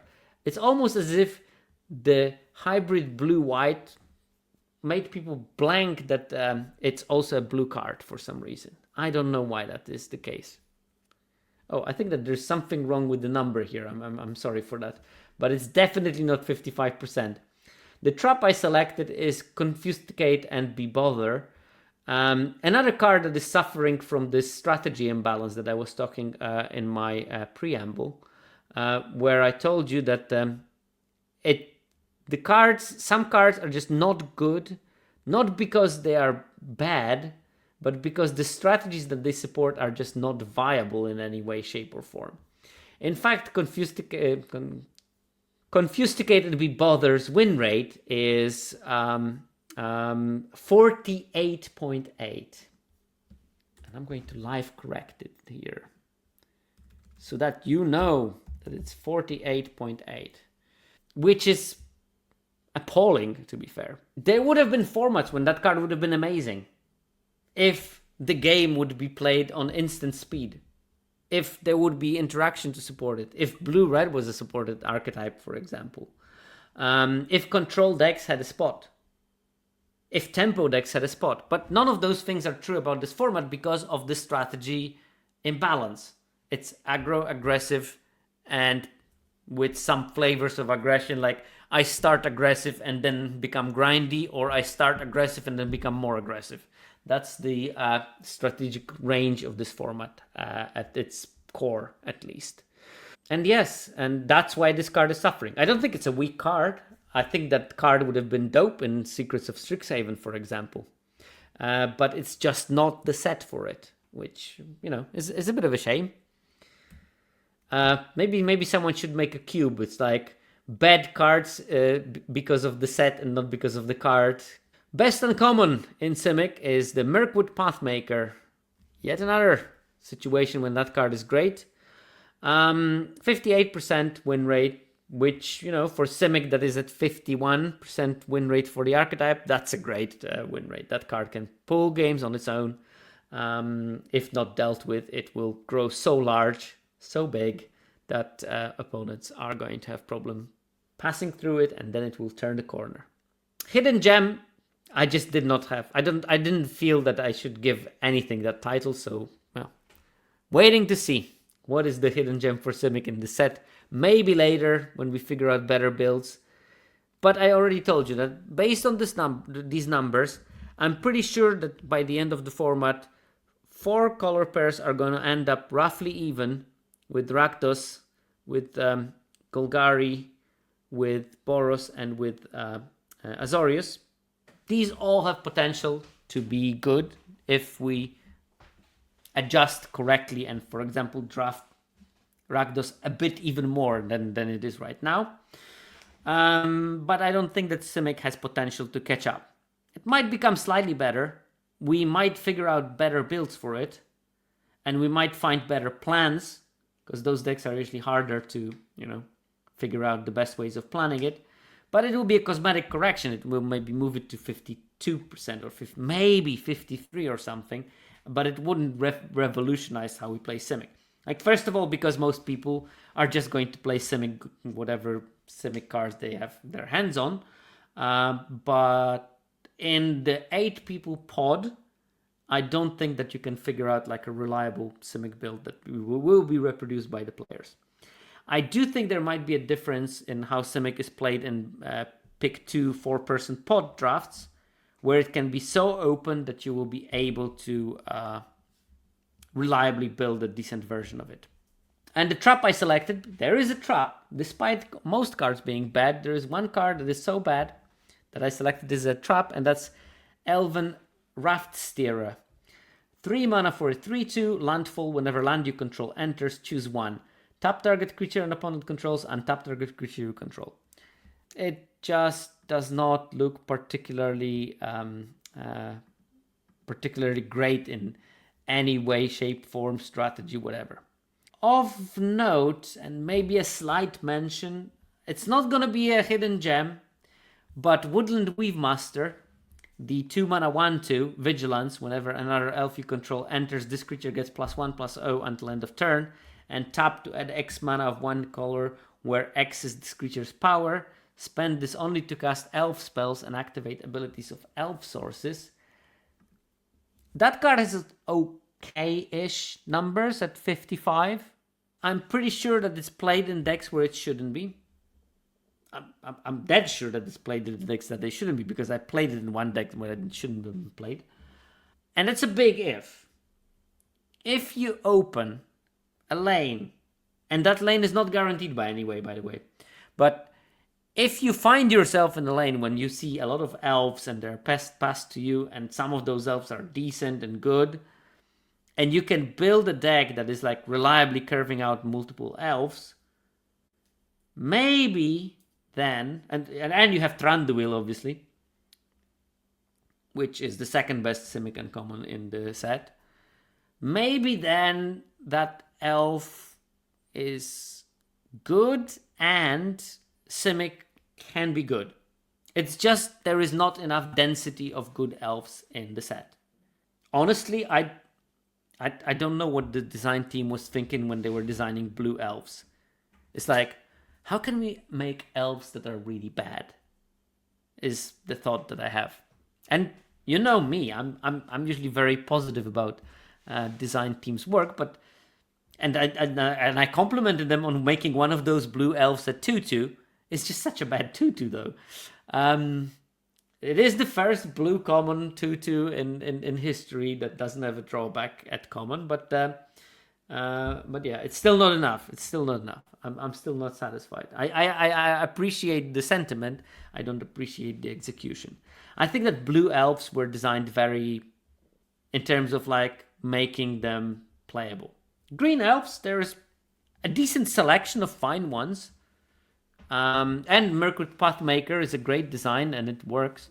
But, especially coming from Lorwyn Eclipse with amazing elves in both colors, this one looks so underwhelming at blue. So underwhelming. Maybe it's just a tradition that elves are bad in Tolkien-inspired sets. But, yeah, there's definitely problems here. So, hopefully, we spent the last 2 hours talking about. I told you it's gonna be 1.5 hours, so obviously 2 hours. We spent the last 2 hours talking about decks, cards, context, general statistics, and how to link those general statistics to a vision of how you want to navigate the format in its broadest strokes. Remember, this is still based on the early data. The format is still evolving. The pick orders are getting fixed after 2 weeks of the set. We've been through 4 days. So it's still a dynamic situation. Things are still going to change, but at least you have a good baseline to discover it on your own. Because, as I said many times already, 17Lands data is not there to provide you with answers. 17Lands data is there to provide you with more questions. If you use it correctly, it will help you build your vision of the format. You can use 17Lands in so many ways. You can use it to get the hang of the format that you never had time to practice, because it can help you catch up with, instead of playing 50 drafts, you can look at the data and get yourself a good vision of it. You can be a contrarian and use it to spot the opportunities for you to be parasitic on the meta game and find the lanes that no one else is tending to fill. You can use it to think of what strategies and plans in the gameplay are being supported. But all of those things should lead to questions that you need to answer on your own. And this is what will make you use the 17Lands data at its best. This is where you're getting the extra steps. This is what we're doing in the coaching session. Hey, look at seamless pitch there that I started delivering on Metafy. So yeah, I mean, be more exploratory in terms of using 17Lands data rather than trying to use it as a sort of like an easy way of getting the quick answers that you need for. These are important, of course, and they will help you, but unless they lead to additional questions, you're not using even the 20% of the potential that 17Lands dataset is giving to you. Next week, we're going to come back to the set, look at other aspects of the format, go a bit deeper, because we just skimmed the surface today and gave you this good baseline. Let's try to meet again next week and expand that baseline into a more nuanced, more subtle and complex view of the Hobbit. And hopefully we'll still be interested. I'm still going to be jamming. I'm probably moving on to the Arena Direct stage of the format.